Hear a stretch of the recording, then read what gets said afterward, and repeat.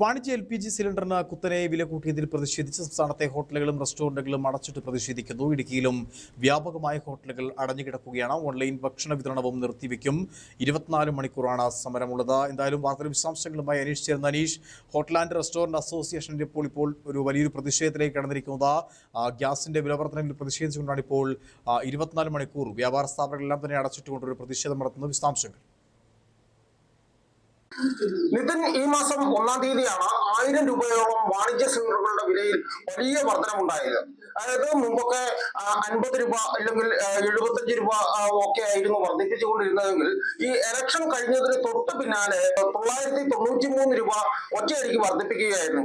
ഇടുക്കി പോലെയുള്ള മലയോര ജില്ലകളിലേക്ക് ഈ ട്രാൻസ്പോർട്ടേഷന്റെ ഒക്കെ പ്രശ്നങ്ങളുണ്ട്. അപ്പം 1000 രൂപയിൽ കൂടുതലായിട്ട് ഈ വർധനവ് വരുന്നു എന്നാണ് വ്യാപാരികൾ പറയുന്നത്. പ്രത്യേകിച്ച് ഹോട്ടൽ റെസ്റ്റോറന്റ് വ്യവസായമാണ് വലിയ പ്രതിസന്ധി നേരിട്ടുകൊണ്ടിരിക്കുന്നത്. സംസ്ഥാന വ്യാപകമായാണ് ഇന്ന് കടയടച്ചുകൊണ്ട് ഹോട്ടൽ ഉടമകളും റെസ്റ്റോറന്റ് ഉടമകളും ഒക്കെ തന്നെ പ്രതിഷേധിക്കുന്നത്. കേരള ഹോട്ടൽ ആൻഡ് റെസ്റ്റോറന്റ് അസോസിയേഷന്റെ നേതൃത്വത്തിലാണ് ഇത്തരത്തിലുള്ള ഒരു കടയടപ്പ് സമരത്തിന് വേണ്ടിയിട്ട് ആഹ്വാനം ചെയ്തിട്ടുള്ളത്. വലിയ പ്രതിസന്ധിയാണെന്നാണ് ഇവർ പറയുന്നത്. മിക്ക ഹോട്ടലുകളിലും ഭക്ഷണ സാധനങ്ങളുടെ വിലയിലൊക്കെ ചെറിയ വ്യത്യാസങ്ങൾ വരുത്തിയിട്ടുണ്ടെങ്കിലും ഇതൊന്നും പ്രായോഗികമല്ല എന്നാണ് ഹോട്ടൽ ഉടമകൾ പറയുന്നത്. അതായത് ഈ വില വർദ്ധിപ്പിച്ച ഹോട്ടലുകളിൽ തന്നെ ഇപ്പോൾ ആളുകൾ എത്താത്ത ഒരു സ്ഥിതിയുണ്ട്.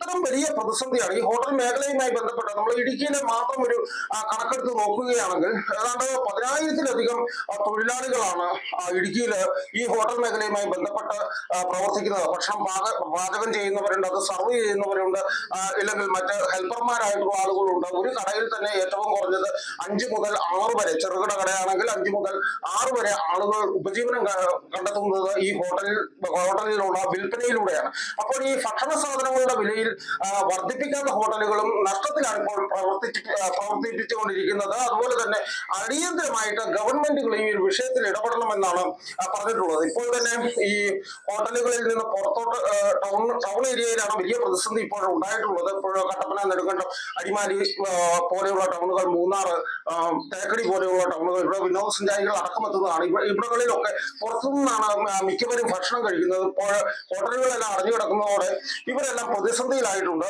എന്നാൽ ബേക്കേഴ്സ് അസോസിയേഷനും ആദ്യം ഇത്തരത്തിൽ വലിയ പ്രതിഷേധങ്ങളുമായി രംഗത്ത് വന്നിരുന്നു. എന്നാൽ ബേക്കേഴ്സ് അസോസിയേഷൻ ഇന്ന് കടയടച്ചുള്ള ഒരു സമരത്തോട് അവർ യോജിക്കുന്നില്ല. അവർ ബേക്കറികളെല്ലാം തന്നെ ജില്ലയിൽ തുറന്നു പ്രവർത്തിക്കുന്നുണ്ട്. പക്ഷേ ഈ കേരള ഹോട്ടൽ ആൻഡ് റെസ്റ്റോറന്റ് അസോസിയേഷനുമായി ബന്ധപ്പെട്ട് പ്രവർത്തിക്കുന്ന ഹോട്ടലുകളെല്ലാം തന്നെ അടഞ്ഞു കിടക്കുകയാണ്. ചെറിയ ഗ്രാമീണ മേഖലയിലൊക്കെയുള്ള ചെറിയ ചായക്കടകളൊക്കെ മാത്രമാണ് ഇപ്പോൾ തുറന്നിട്ടുള്ളത്. ഗവൺമെന്റ് അടിയന്തര നടപടി സ്വീകരിക്കണമെന്നാണ് ഇവരുടെ ആവശ്യവും. നിതിൻ.